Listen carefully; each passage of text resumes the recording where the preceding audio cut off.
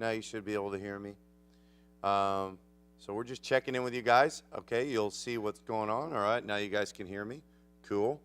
So I'm going to go through a couple things and welcome. We'll talk about what's happening with all the rain right now. We've had, these are just a kind of a showing of how much rain we had throughout the first part of the morning. Obviously, significant rain. And I need to tell you that it rained really, really hard this morning. But in some cases over the last 12 hours, you know, Chesterfield, Belleville, St. Charles, there were some locally heavy rain totals, which I want to show you. And I'm going to go into this, and then I'm going to talk about how things this morning set up for us the second half of the day, and where we are now when it comes to maybe a change in the 4th of July forecast for you for your outdoor plans. So obviously, this is what happened this morning. The big picture shows that, you know, we had a lot of that rain, which really moved slowly. And I think the most significant thing was as this started to move over the same location from Chesterfield, Herman, you'll see those areas that pretty much go right along the same location, just south of 70 along 44, and you got some really heavy rain. And here's where we are right now when it comes to what's going on. Not much rain, but there's a few pop-up showers near Springfield. But as far as radar estimated precipitation, I mean, you had some significant rain the last 24 hours. I mean, you're talking about some spots in Franklin County, over 8, 9 inches in some cases, even more, 10, 11 inches over the last couple of days in Gasconade County. So pretty significant rain.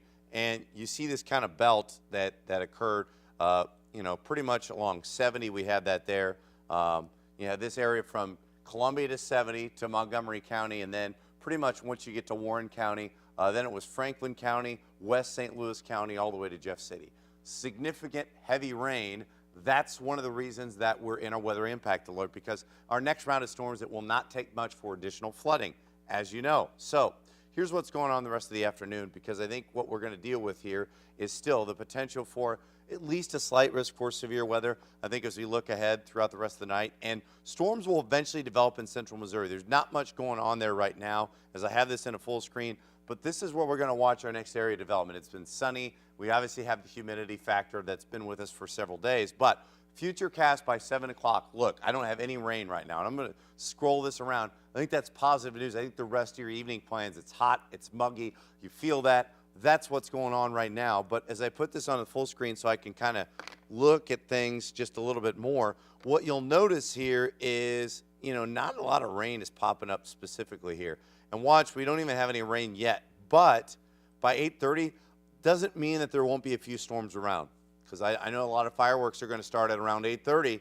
But notice as I get to 9, still not much. There's a few spots from Farmington, areas to the south that want to pop up. But watch how this goes into 10 or 11 o'clock. Let's call it 11 or 11:30. That's when a few more storms start to develop. So if you have plans for fireworks, for outdoor activities, I think really a lot of you are staying dry at this point. This is really holding off till much later.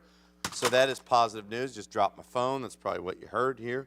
So as we go ahead here over the next several hours, watch how things start to form, and maybe once again storms move over the same location. I'm not as impressed with the setup when it comes to storms like they had the night before. I think there isn't going to be a line that goes from west to east consistently. However, areas that didn't get quite as much from Farmington to Rolla, watch how this moves back and forth as I kind of scan here.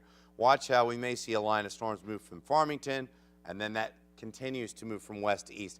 That is where I think we may see some wind gust potential there. That's what we're going to have to look out for. I don't see this stationary line going across the same locations. That doesn't mean that we may not reach 2-inch per hour rainfall rates. So that's going to be something to note. The flash flooding potential is still very much there.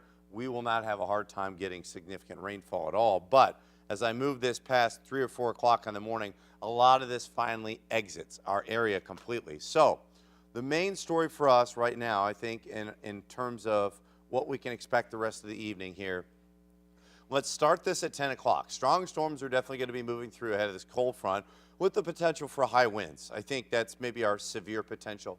There's some other minor severe potentials, but that's probably the biggest potential that we have from 10 o'clock through early morning.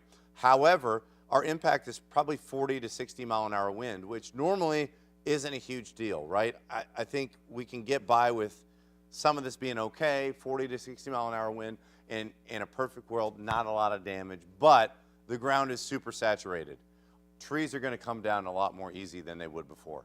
It's not going to take much to push these trees down, so if we do get those wind gusts, that's a concern for us. The secondary thing is localized flooding for most of us up to 2 inches. I think that would be on the high side as things look like right now. However, there's the potential for maybe some locally higher rainfall totals just because the amounts of moisture that's around is going to be something that's significant. So I think that's what we really have to look out for. So as we continue to look at this, I think right now, these are the hours that I would focus on for the most impactful weather. And it really starts at maybe 9 o'clock and goes up after 1 o'clock in the morning and kind of gradually settles down when it comes to heavy rainfall and any sort of potential localized flooding. Now I'm going to do my best here to answer these questions. If you have any, right now we've got about 300 viewers on there, but there's Gina asked what time it's coming. So like I mentioned, I think it's really start out about 10 o'clock here for us, 9 or 10 o'clock, and carry through 1 or 2 o'clock in the morning. So let's start it at 10 o'clock. I think that's the earliest it probably gets here from west to east at this point. Doesn't mean we might not have a pop-up storm before then, but I think 90% of us are staying out of this 8:30, 9 o'clock time frame here at this point. This may change here as this storm develops, but man, we don't see anything going on right now in central Missouri, and it's, you know, it's 4 o'clock almost, so doesn't mean it won't. But you know, Dina asked if we have the potential for tornadoes.